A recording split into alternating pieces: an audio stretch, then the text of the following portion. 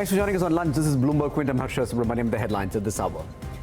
Equity benchmarks trade lower after fluctuating between gains and losses in the morning. Aisha falls nearly 7% to become the top loser.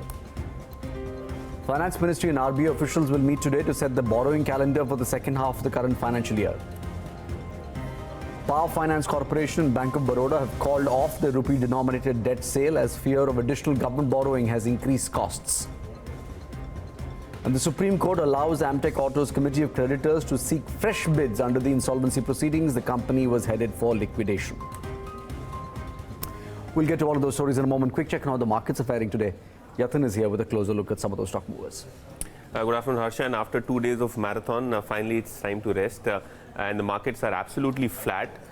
In terms of activity, there has been a balance amongst the automotive stocks as well as few of the large caps like Reliance Industries, which are helping hold the overall indices higher. Right now, probably we are trading at the lowest point in day. But more or less throughout the day we have been able to maintain a flattish kind of trading level. In fact, if you look at the advanced decline ratio also, it's more or less 1:1 as far as Nifty 50 is concerned as of now. Big boy Reliance Industries, as I was mentioning earlier, is the top Nifty gainer, heavyweight, 4% up for that name. Z, Tech Mahindra as well as Infosys are the other stocks which are moving in trade. Of course, we had seen a lot of profit taking happen in the last 2 trading sessions in IT stocks, and probably after the selling or the profit taking, finally some bounce back seen in these stocks. In the losing list, we have Aisha Motors. That stock was up nearly 15% in the last 2 trading sessions. Today has seen a correction of nearly 5%. In the metals pack, we have JSW Steel, which has lost 4%. IOC, SBI as well as L&T are the other stocks which are losing traction as far as Nifty 50 stocks are concerned. In the future and options segment, watch out for Maruti. That stock is one of the heavily traded counters in trade today. Over 1.3 lakh crore worth of value in terms of shares traded there in the future and options segment, as well as the option series. That stock is up 1%. Z Limited is quite active, dipped as much as 10% intraday, but has recovered from those intraday lows, is right now at the highest point of the day, 3% up for that one. As well as Tata Motors, that stock is up 2%, quite active on the trading side. Thank you for that.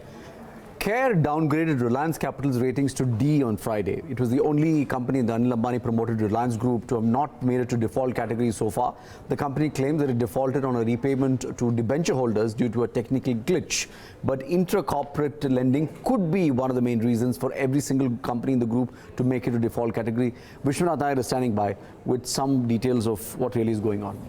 Right, Harsha. So as you said, Reliance Capital got its default rating only last week, and according to the people who are in the know, there have been conversations of seeking a review because this was only due to a technical issue. But obviously for a rating agency, it's as on where is basis, right? Wherever the company is standing on a given day. Now let's look at some of the other group companies. So let's say Reliance Home Finance, that also got a default rating by CARE as well as a downgrade by Brickwork. Primarily because Reliance Home Finance has about more than 50% of its book towards corporate lending, even though it is a housing finance company, and therefore because of a large quantity of these non-housing loans, most of which has actually gone to group companies such as Reliance Infra and Reliance Power. There the lenders are trying to resolve the stress in the company. According to what we know from sources, the company has proposed that its repayment schedule be linked to the repayment schedules of Reliance Infra and Reliance Power, who are also under restructuring scheme at this point in time. But the lenders are not in favor of linking various plans because they say that any resolution has to happen of a single company depending on wherever it stands on that day. But what we also understand is that Reliance Naval has got a default rating. Their lenders have already rejected a resolution plan. The company is likely to go into insolvency. Reliance Communications already under insolvency. There again a default rating exists. So all the major companies, financial as well as non-financial, seem to be having this default rating, which is obviously going to be an issue because of considerable linkages within these companies. Reliance Home as well as Reliance Commercial Finance, in both cases the auditors have flagged off that there are considerable loans towards group companies which are causing the problems. If the group company is not healthy, it is not going to be able to pay the lender, and therefore this NBFC will not be able to pay its own lenders. So that creates sort of a chain reaction, a domino effect of sorts. Rajana, thank you for that. The Supreme Court has allowed Amtek Auto's creditors to call for fresh bids from interested parties. This comes after the NCLAT initiated liquidation proceedings on the company. Arpan Chaturvedi now joins us with more details. Arpan. That's right, Harsha. So, in the last hearing in the Supreme Court, this case had come up, and that time the Supreme Court had stayed the NCLAT order, which had asked for liquidation. Today, at the hearing, the COC for Amtek Auto, Solicitor General Tushar Mehta, who was representing and involved other senior advocates such as Senior Advocate Mukul Rohatgi. The COC today informed the court that they have received expression of interest and thought that the bidding process should be allowed to begin afresh. And the bench, which was headed by Justice Arun Mishra today, granted that request to the COC. Now what will have to happen in this case, the COC will be allowed to publish advertisements seeking invitation of fresh bids, and they will they have been given a period of 31 days for the bidding process. Once that 31-day period or the deadline expires, they will be given another 2 weeks to decide on which bid they want to finalize, and post that the case will again have to come up in the Supreme Court, and post that, of course, we will see the court taking a final call on whether to allow the fresh bids which will come in or not. Now, basically, this case has landed up in the Supreme Court because the NCLAT had declined to extend the 270-day period, which is mandated under the insolvency laws for the insolvency resolution process. The NCLAT had declined to extend the period, which meant that the Amtek Auto case was heading for liquidation. But with today's order, there's a fresh bidding process, and the case has come up again. And now, for now, of course, the liquidation process has been set aside. Arpan, thank you so much for that. Power Finance Corporation and Bank of Baroda have delayed their fundraising plans. That's because the cost of funds for the two state-owned lenders have risen significantly after the government's decision to cut corporate tax rates. Anurag Joshi now is standing by to explain how this linkage happens.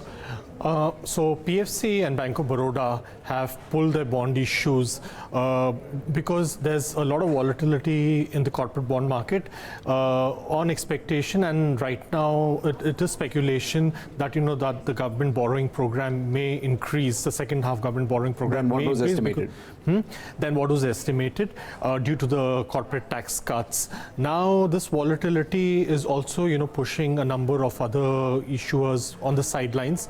Whereas the one or two issuers, that did manage to sell the bonds, did it at a higher rates compared to what the expectations was. I mean, clearly there's a speculation that if the government now and the second half calendar for the government borrowing program is due, and I mean clearly the speculation is that if the government decides to increase that borrowing in the second half, that is going to push up the bond yields, and that may dampen sentiment in the corporate bond market. And if you see in this quarter the rupee corporate bonds have the volume has declined. Anurag, thank you so much for joining us with those details. Meanwhile, the Finance Ministry and the RBA officials are scheduled to meet today to take a call on the borrowing calendar for the second half of the fiscal. This comes after the government announced measures like the corporate tax rate cuts that Anurag was talking about, which is estimated to cost the government 1.45 lakh crore. Brishti Beniwal joins us now with some more details. India will stick to its budgeted borrowing target for the year, even after giving a $20 billion tax stimulus to the corporate sector. Our sources are telling us there is a meeting between Finance Ministry officials and RBI officials in New Delhi to finalize the second half borrowing calendar, and the plan is to stick to the target for the year. This meeting is very important because at the end of the meeting we will also get to know whether the government is going ahead with its budget announcement to go for India's first overseas sovereign bond plan. So we will be closely tracking that meeting to know what is the plan on India's first overseas sovereign bond. Rishi, thank you for that. Meanwhile, the RBI Governor Shaktikanta Das said that the government's decision to cut corporate tax rate will have a good impact on the economy. Emerging market economies in ASEAN and other parts of Asia, like countries like Vietnam, Indonesia, Philippines, all these countries. So therefore, Indian corporate tax becomes very attractive. So far as international investors are concerned, so far as FDI is concerned, I think India stands definitely in a very competitive position and should be able to attract higher investments. And so far as domestic investors are concerned, I think domestic investors also, they have with a lower tax. Obviously, the domestic investors, the domestic companies, the Indian companies can, they have now more cash left with themselves, so they will be able to undertake more capital expenditure. They can invest more. Some of them can deleverage their liabilities, and which will add strength to their balance sheets. And so therefore, on net, I think it's a very positive measure, and it will have a good impact on the overall economy. That's the Governor of the Reserve Bank of India. State Bank of India, meanwhile, stands to make considerable tax savings under the new corporate tax regime, but the changes will reflect only from the next financial year. So says the bank's Chief Financial Officer, Prashant Kumar. He also says the introduction of external benchmark-linked loans will create some uncertainty in the near term. So what we are expecting that during the current financial year, we would be able to say reverse the entire DTA which we are carrying in our balance sheet. And definitely in the next financial year, we would be getting the full benefit of the reduction on the tax side. Normally mortgages, their tenure is almost around 30 years. So we can't offer a fixed rate for 30 years, and as per the regulatory guidelines, a floating rate product would be considered as a floating rate if there is no, for the entire tenure of the loan, you should have only one rate, then only it would be considered as a fixed. So what we are taking up with Reserve Bank of India, that it is not possible to offer a rate for 30 years. So we are proposing that we can offer a product where I can offer a fixed rate for the first 5 years, and after 5 years, rate can undergo a change, depending on the circumstances at that point of time. The demand slowdown in the Indian economy may not dent FMCG valuations. Investors continue to pay a premium for these consumer staple stocks despite reduced growth over the past 2 quarters. Agam is standing by to tell us why analysts don't see that changing. Well, Harsha, over the past week or two, we've been talking to a lot of investors, and we've also spoken to a lot of analysts. And from what we understand at this point in time is it's unlikely that we're likely to see a correction as far as your FMCG valuations are concerned, despite the slowdown in growth. Before I go on and tell you the reasons behind it, I just want to point out that a lot of these companies, the valuations at which they're trading at, still, after the kind of correction that we've seen, are still well above their 5-year averages, and many of them which are just slightly below, well, are not too far away, not too far down. And well, the word and we are getting is that it's unlikely that we're expecting to see these valuations fall. So why is it that that investors are buying into these companies, and if not buying, they're at least planning to stay here, because investors for now are willing to look beyond just the short term, and they remain constructive on the sector when it comes to the medium and the long term outlook. That said, moving on, why is it they're constructive? There are a few reasons here, because one, the competitive advantages that a lot of these companies have. We must remember that a lot of these companies lead in the market share that they have in, of course, in the categories they operate in. Of course, a lot of analysts are expecting a recovery in the next 3 quarters as far as growth is concerned, back to well over 5 to 10%. That, of course, can be something that can be watched out for. Of course, besides that, we also have to remember that a lot of these companies, are aspiring to actually build on their position in the market share through various marketing initiatives which have been successful, again, despite the slowdown. And of course, the product strategy has been working out in their favor. So there is a certain advantage that these companies have, and that they built on over the past 3 or 4 decades, where you do see the reward come through in tough times like these.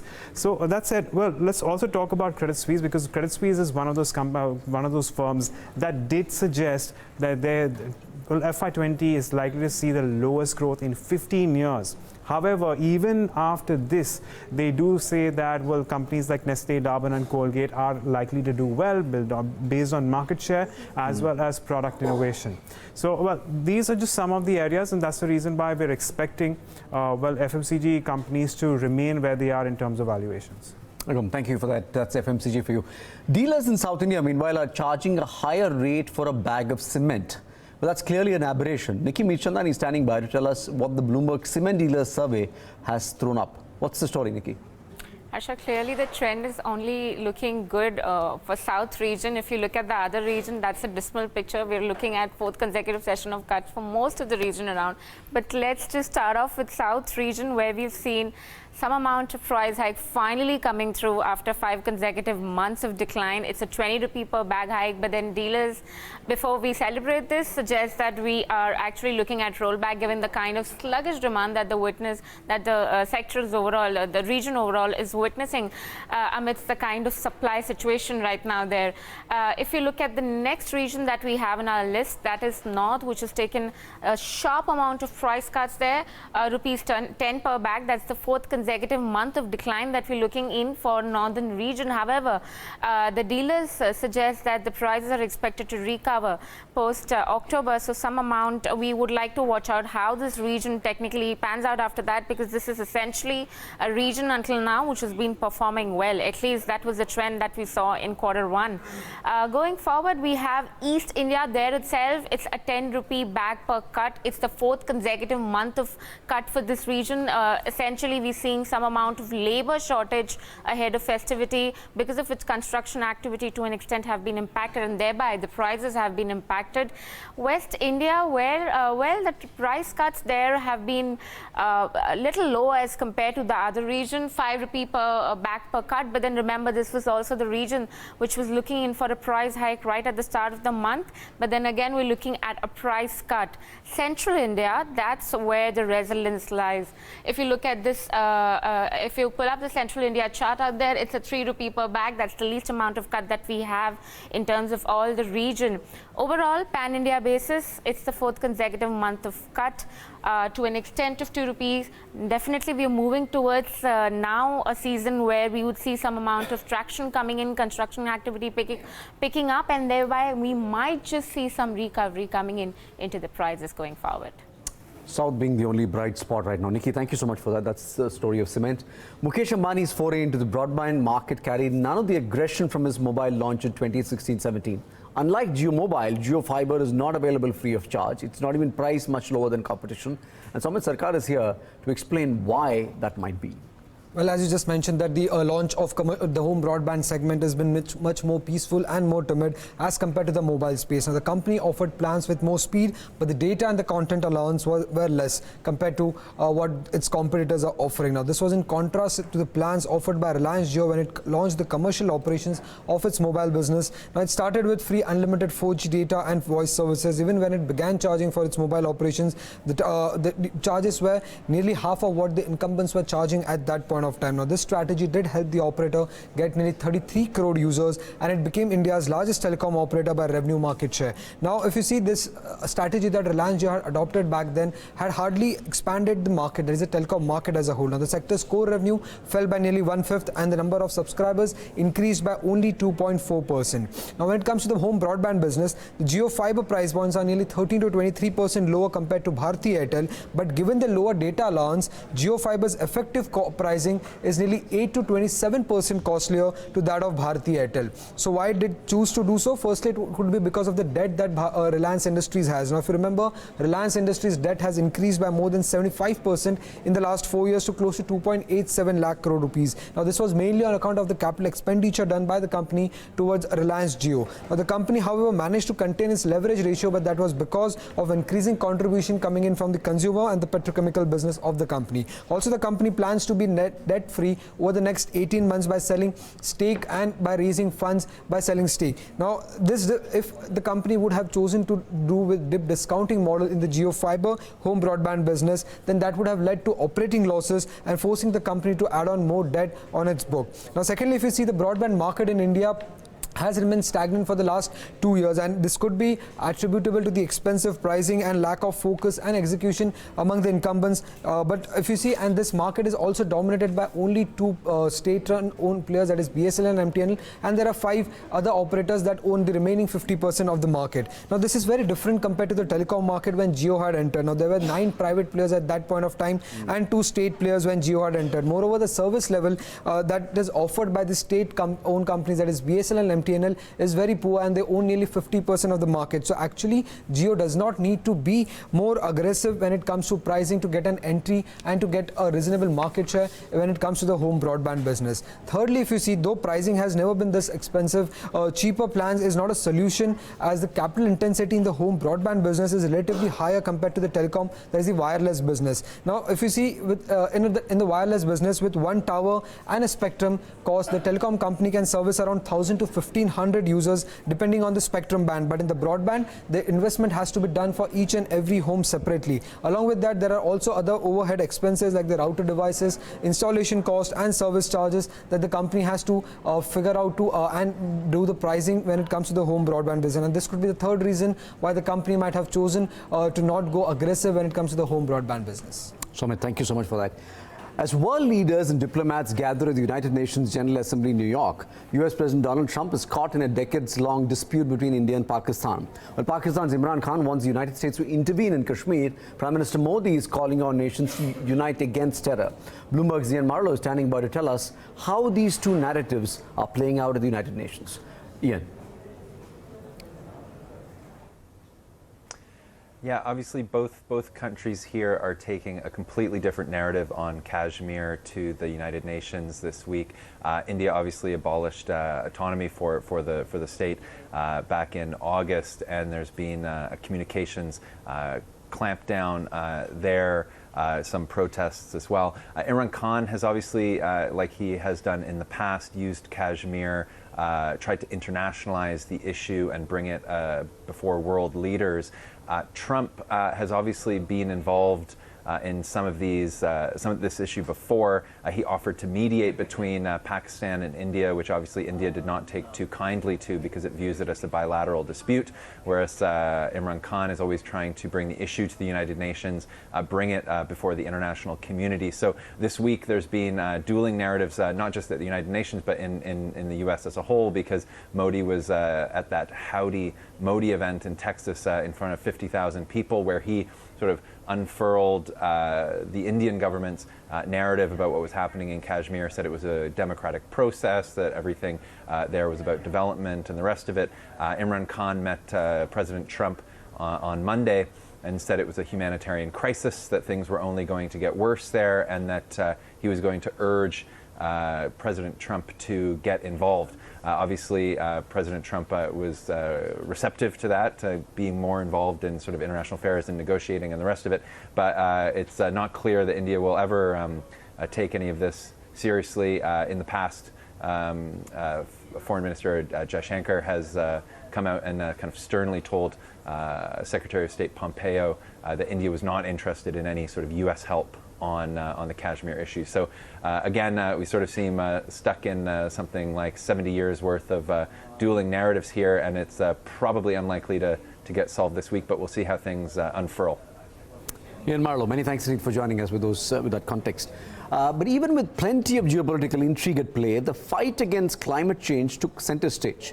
A 16-year-old Swedish climate activist, Greta Thunberg, delivered an emotional speech at the UN Climate Summit, holding members accountable for their actions. Take a look. My message is that we'll be watching you.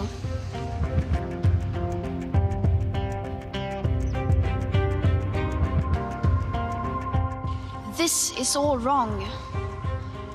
I shouldn't be up here. I should be back in school on the other side of the ocean. Yet you all come to us young people for hope. How dare you? You have stolen my dreams and my childhood with your empty words, and yet I'm one of the lucky ones. People are suffering. People are dying. Entire ecosystems are collapsing. We are in the beginning of a mass extinction, and all you can talk about is money and fairy tales of eternal economic growth. How dare you? You say you hear us and that you understand the urgency. But no matter how sad and angry I am, I do not want to believe that. Because if you really understood the situation and still kept on failing to act, then you would be evil, and that I refuse to believe. The world had 420 gigatons of CO2 left to emit back on January 1st, 2018. Today that figure is already down to less than 350 gigatons. How dare you pretend that this can be solved with just business as usual and some technical solutions? There will not be any solutions or plans presented in line with these figures here today, because these numbers are too uncomfortable and you are still not mature enough to tell it like it is. You are failing us, but the young people are starting to understand your betrayal. The eyes of all future generations are upon you. And if you choose to fail us, I say we will never forgive you. Let's also take a look at the climate change solution world leaders pitched at the UN General Assembly.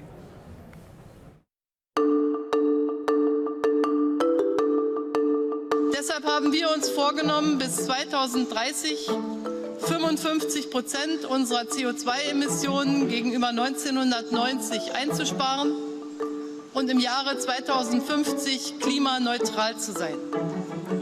Dazu wollen wir 2030 65%, das heißt 2/3 unserer Energieversorgung aus erneuerbaren Energien erwirtschaften. Wir werden 2022 aus der Kernenergie aussteigen und spätestens 2038 aus der Kohlekraftwerkswirtschaft.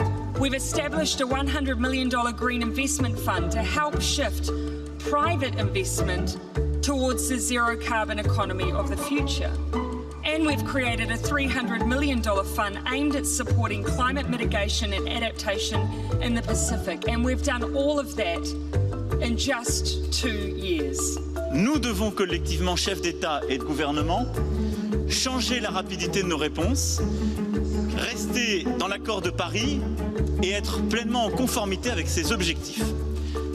Premièrement, moi je me félicite aujourd'hui qu'on ait eu la bonne nouvelle de la ratification de l'accord de Paris par la Russie. Formidable nouvelle.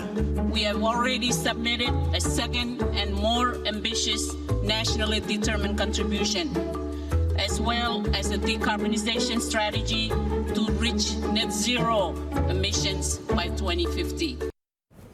Out of time on the show. Thank you so much for joining us for lunch today.